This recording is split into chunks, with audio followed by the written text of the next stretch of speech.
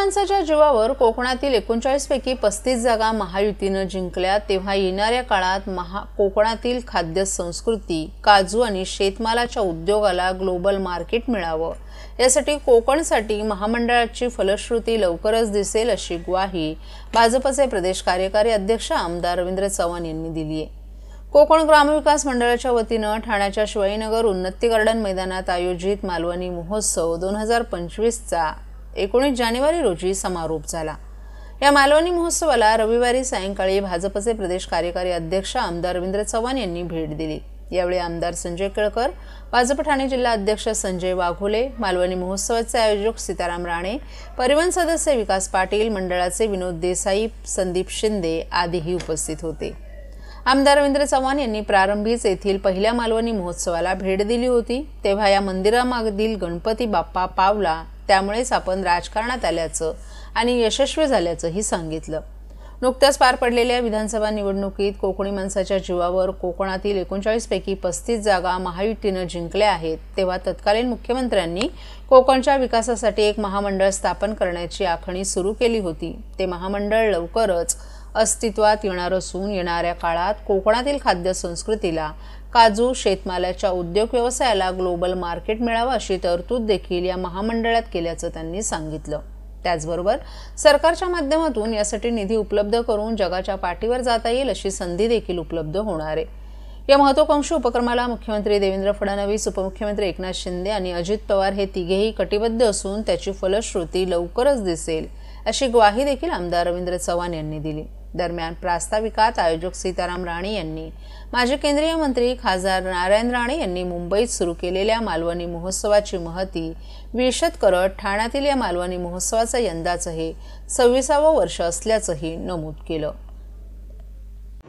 खरं तर लालबागचा डोंबिवलीचा सीताराम राणे यांचा हा कोकण महोत्सव हा संपूर्ण ठाणे जिल्हा असेल किंवा याची सुरुवात मला आठवते 26 वर्षा अगोदर सुद्धा मी या कोकण महोत्सवाला आलो होतो। त्यामुळे सातत्याने त्या कोकण महोत्सवाची लोकांपर्यंत आणि लोकांना एक बेंचमार्क, एक वर्षातून एकदा ठाणेकरांना मेजवानी जर कोणाला करायची असेल तर या कोकण महोत्सवामध्ये लोक येत असतात। असा असणारा कोकण महोत्सव आणि इथलं असणारं त्यांचं मंदिर आणि त्या मंदिरामध्ये असणारा गणपती आता नवसालाच पावतो।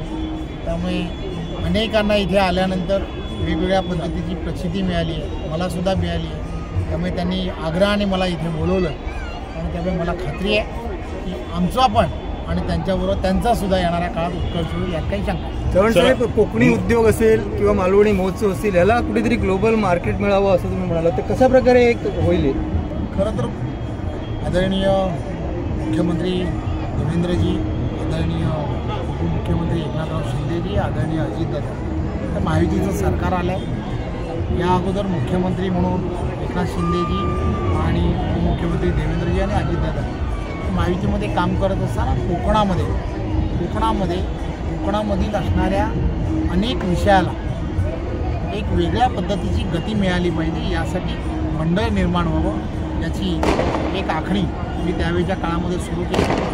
तिथल्या असणाऱ्या अनेक विषयाला मार्ग मिळावेत यासाठी काही विषय करण्याचा प्रयत्न केला गेला आणि त्यामध्ये कोकणामधील असणारी अशी खाद्य संस्कृती असेल या सगळ्याला मार्केट मिळावं यासाठी सुद्धा एक वेगळ्या पद्धतीचं व्यासपीठ निर्माण व्हावं आणि त्यासाठी एक वेगळ्या पद्धतीने निधी उपलब्ध करून देता येऊ शकतो का आणि त्याचाच एक भाग म्हणजे काय, आपल्याला माहीत आहे तिथे उत्पादन ज्याचं होतं शेतमाल ज्याला म्हणतो, काजू जे आहे त्या काजूला सुद्धा अधिकचा दर मिळावा यासाठी काय करता येऊ शकतं यासाठी सुद्धा काही किलोमागे काही पैसे ते त्यावेळच्या काळामध्ये देण्याचं काम हे करण्यात आलं होतं आणि त्याचबरोबर एक वेगळ्या पद्धतीने त्याचे असणारे बोंडू जे आहेत त्या बोंडूंना कुठेही दर मिळत नाही आणि त्याच्यावरती प्रक्रिया करून त्यामधून सुद्धा 5 वेगवेगळ्या पद्धतीचे ॲसेट काढता येतात आणि त्यामध्ये सुद्धा काय करता होतं त्याच्या रिसर्चसाठी काही पैसे देता येऊ शकतात, तर सरकार म्हणून ते देण्याचं काम हे सरकारने केलं। त्यामुळे ह्या सगळ्याला आता म्हणजे या सगळ्याची फलश्रुती ज्याला म्हणतात त्याची आता वेळ आली आहे आणि मला खात्री आहे की लवकरच या सगळ्या गोष्टी सुरू होतील।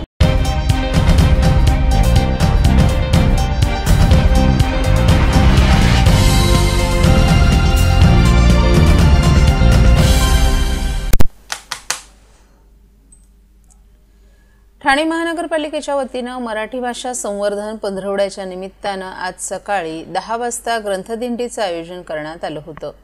ही ग्रंथदिंडी महापालिका मुख्यालयासमोरील चौकापासून सुरू होऊन परमार्थ निकेतन ज्ञानराज मंदिरामार्गे पुन्हा महापालिका मुख्यालय प्रांगणात अशी काढण्यात आली. महापालिका मुख्यालयाच्या प्रांगणात ग्रंथदिंडीची सांगता झाल्यानंतर पालिका आयुक्त सौरभ राव यांच्या हस्ते नरेंद्र बळाळ सभागृहात आयोजित करण्यात आलेल्या ग्रंथ प्रदर्शनाचं उद्घाटन करण्यात आलं. हे प्रदर्शन 20 आणि 21 जानेवारी रोजी सकाळी 10 ते सायंकाळी 6 या वेळेत सर्व नागरिकांसाठी खुलं आहे. या प्रदर्शनात प्राच्यविद्या अभ्यास संस्था यांच्याकडील नवीन आणि जुने ग्रंथ आणि कोश मांडले जाणार आहेत. तसंच साहित्य अकादमी आणि मॅजेस्टिक बुक डेपो यांचं पुस्तक विक्रीचं दालनही या प्रदर्शनात भरवण्यात आले. सोमवारी 20 जानेवारी रोजी दुपारी 3 वाजता नरेंद्र बळाळ सभागृह येथे प्रख्यात सुलेखनकार अच्युत पालव यांच्या सुलेखनाचं प्रात्यक्षिक पाहण्याची संधी आज नागरिकांना मिळाली. या ग्रंथ प्रदर्शनास नागरिकांनी मोठ्या संख्येनं भेट द्यावी असं आवाहन महापालिकेच्या वतीनं करण्यात आले. सर, काय सांगाल? मराठी भाषा संवर्धन पंधरवडा साजरा होतोय, त्यानिमित्त सकाळी दिंडी आणि आता ग्रंथ प्रदर्शन. आपली अभिजात्य मराठी भाषा याच्या संवर्धनासाठी पंधरवडा 14 जानेवारीपासून सुरू झालेला आहे. 15 दिवस हा आपला अभियान सुरू राहणार आहे आणि यामध्ये वृक्षदिंडी, पुस्तक दिंडी, त्याच्यानंतर आता विविध जे आपले मराठी भाषाचे पुस्तक आहेत त्याची प्रदर्शनी आपण याचं आयोजन केलं आहे. हे आपले कर्मचारी अधिकाऱ्यांसाठी आहे आणि त्याच्या व्यतिरिक्त सामान्य जनतेसाठी सुद्धा खुला आहे.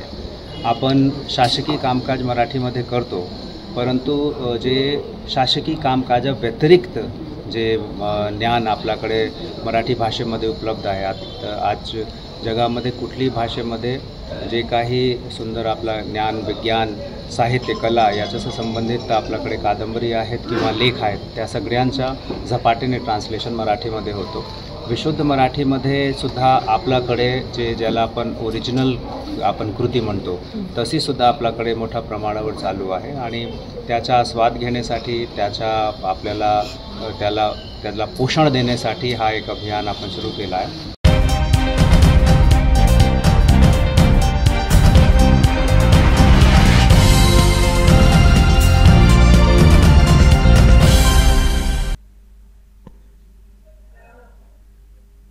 मोठ्या घराचं स्वप्न साकार करण्यासाठी ठाण्याच्या मराठी माणसांनी स्वयं पुनर्विकास करावा. मुख्यमंत्री देवेंद्र फडणवीस स्वतः स्वयं पुनर्विकासासाठी आग्रही असून सरकारचेही पूर्ण पाठबळ मिळेल अशी ग्वाही विधान परिषदेचे गटनेते आमदार प्रवीण दरेकर यांनी दिली आहे.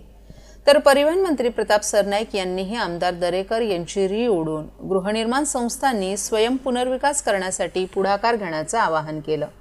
शिवाजीनगर येथील उन्नती गार्डन मैदानात सीताराम राणे यांच्या कोकण ग्रामविकास मंडळाच्या वतीनं 19 जानेवारी दरम्यान मालवणी महोत्सव 2025चं आयोजन करण्यात आलं होतं.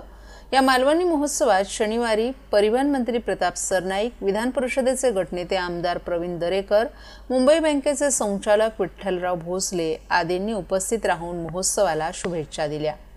यावेळी दरेकर यांनी कोकणी माणूस म्हटला की असे मालवणी महोत्सव, कोकण महोत्सव जिव्हाळ्याचे वाटतात असं सांगून ठाणे जिल्हा हाऊसिंग फेडरेशनच्या कामाबरोबरच असे महोत्सव गेली 26 वर्ष राबवणाऱ्या आयोजक सीताराम राणे यांच्या या उपक्रमाचीही स्तुती केली. ठाण्यात मध्यमवर्गीय मराठी माणूस राहतो, त्याचं घर छोटं परंतु परिवार मोठा असतो. त्याला मोठं घर मिळालं तर मोठं पुण्याचं काम होईल. तेव्हा ठाणे जिल्हा हाऊसिंग फेडरेशनच्या माध्यमातून स्वयं पुनर्विकास करण्यासाठी पुढाकार घ्या. सरकार आपल्या पाठीशी आहे असंही त्यांनी सांगितलं. जिल्हा बँक तसंच मुंबई जिल्हा बँकेकडून लागेल तितकं अर्थसहाय्य केलं जाईल. मुंबईत नुकताच असा स्वयं पुनर्विकासाचा एक उपक्रम यशस्वी केला. आता तब्बल 1600हून गृहनिर्माण संस्थांचे प्रस्ताव आले आहेत असं स्पष्ट करून आमदार दरेकर यांनी ठाण्यात उपमुख्यमंत्री एकनाथ शिंदे, मंत्री प्रताप सरनाईक असून मुख्यमंत्री देवेंद्र फडणवीस स्वतः स्वयं पुनर्विकासासाठी आग्रही आहेत, तेव्हा स्वयं पुनर्विकासासाठी सरकारचं संपूर्ण पाठबळ मिळेल अशी ग्वाही त्यांनी दिली. तर परिवहन मंत्री प्रताप सरनाईक यांनी आपल्या मतदारसंघातील या मालवणी महोत्सवात नगरसेवक, आमदार ते मंत्री असे येण्याचं भाग्य मिळाल्याची आठवण त्यांनी जागवली. तसंच गृहनिर्माण संस्थांनी इमारतीचा पुनर्विकास करताना विकासकाऐवजी स्वयं पुनर्विकास करावा, किंबहुना फेडरेशनसारखी मोठी संस्था चालवणाऱ्या सीताराम राणे यांनी यासाठी पुढाकार घ्यावा अशा सूचनाही सरनाईक यांनी यावेळी केल्या. दरम्यान मालवणी महोत्सवाच्या कार्यक्रमात संतोष राणे यांच्या शारदा प्रकाशनच्या 5 पुस्तकांचं प्रकाशन आमदार दरेकर आणि सरनाईक यांच्या हस्ते करण्यात आलं.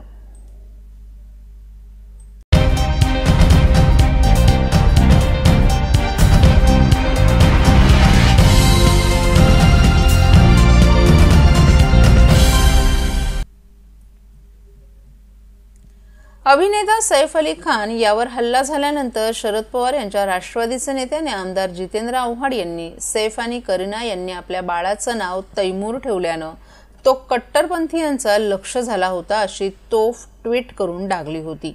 मात्र हल्लेखोर हा बांगलादेशी निघाल्यानंतर शिवसेनेचे खासदार नरेश मस्के यांनी आव्हाड यांच्या या ट्विटवर सडकून टीका केली आहे.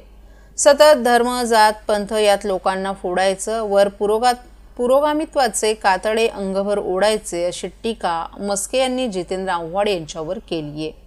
ज्यावेळी हल्ला झाला तेव्हा कोणताही विचार न करता आपण कसे पुरोगामी आहोत हे दाखवण्यासाठी जितेंद्र आव्हाड यांनी या प्रकरणाला धार्मिक रंग दिला. हा हल्ला हिंदू धर्मीयांनी केला असावा असा आरोप त्यांच्याकडून होत होता. यामागे आपणच मुस्लिमांचे कैवारी आहोत असे दाखवायचं आहे की आव्हाड यांना हिंदू मुस्लिम यांच्यात दंगे घडवायचा आहे तसा प्रश्न मस्के यांनी उपस्थित केलाय. मिळालेला आरोपी हा बांगलादेशी निघाला असून आता आव्हाड यांची भूमिका काय हे आव्हाड यांनी जाहीर करावं असं आव्हान मस्के यांनी आव्हाड यांना दिले.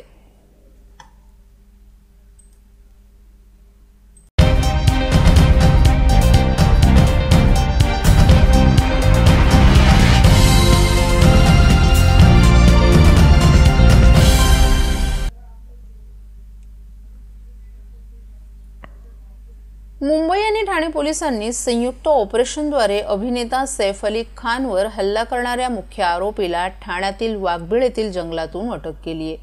या आरोपीचं नाव विजयदास उर्फ मोहम्मद शहजाद असून तो पकडल्या जाण्याच्या भीतीनं बनावट नावानं राहत होता. आरोपी वाघबीळ गावात एका श्रमिक कॅम्पमध्ये राहत होता आणि मेट्रो प्रकल्पाच्या बांधकामा ठिकाणी काम करत होता.